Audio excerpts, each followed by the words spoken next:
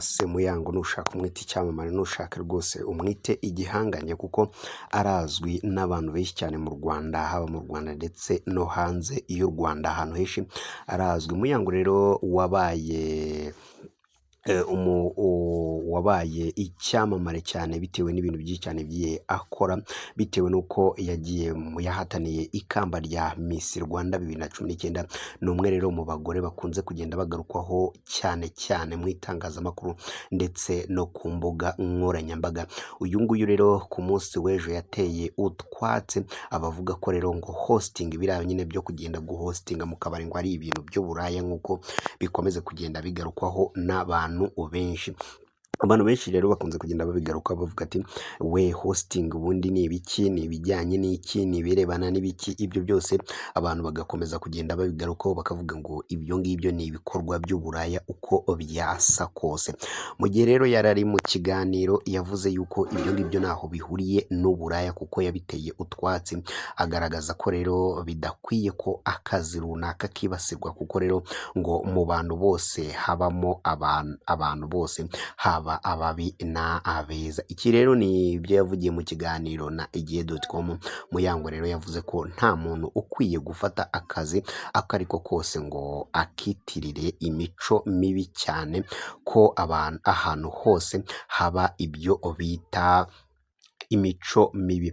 Ni ukuvuga ngo nubwo waba ufite akazi keza ariko ugasanga imico mibi igiye ibibamo, nibyo yageragezaga kugenda asobanura, avuga yuko hosting yonyine atariyo ibamo imico mibi. Ati rero tugiye kurebera muri ibyo ngibyo, urabona kuri interineti hajyaho ibintu byinshi cyane, maze kubona ngo umwarimu yakoze ibingibi, abanyeshuri bakora ibingibi, maze kubona abantu benshi bavuga abapasiteri, abapadiri bose rero ngo ibyo bintu byose rero ngo ushaka gutuka akazi k'umuntu wahita ukitirira ibintu bibi, ariko ngo buri kazi kose kagenda kagira ibibi ndetse kakagira n'ibyiza, nibyo yakomezaga kugenda agerageza kugenda aba yasobanura.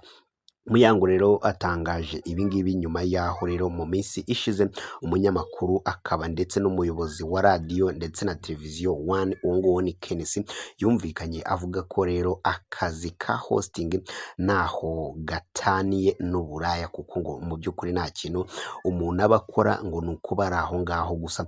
Ubwo rero yakomozaga kuri ibyo ngibyo Kenesi yatangaje.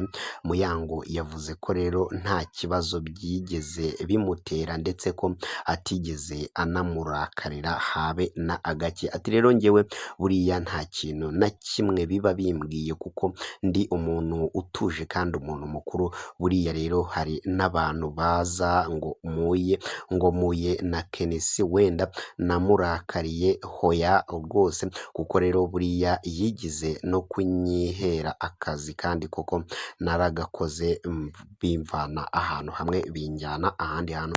Atariko rero ibijyanye n'uburaya cyangwa ibijyanye na hosting, ibyo ngibyo rwose naho bihuriye habe na agake. Uyu mukobwa rero niko yakomezaga kugenda atangaza na Go Ahead n'abandi bakobwa bakomeza kugenda bakora aka kazi ko kuba ba hostinga ndetse n'ibindi bintu byinshi cyane bigiye bitandukanye. Kenesi rero akunze kwibasira abantu bameze gutya, avuga yuko ntaho bitandukaniye n'uburaya, ariko n'indaya buriya iyo uyibajije usanga ifite impamvu yayo. Buri kazi rero kagenda kagira ibibi ndetse n'ibyiza. Ibyo ngibyo rero byose ntawo wabirenganyiriza, ahubwo buri wese yubahirwe akazi akora, ariko nanone ntago twaka-appreciatinga cyangwa se encouraging abantu, twashishikariza abantu kuba bagira imico mibi kugira ngo bagire aho bagera. Ibyo ngibyo ni ibintu nabyo biba bidakwiye cyane. Iyi ni Wasam TV Show, ugire ibihe byiza.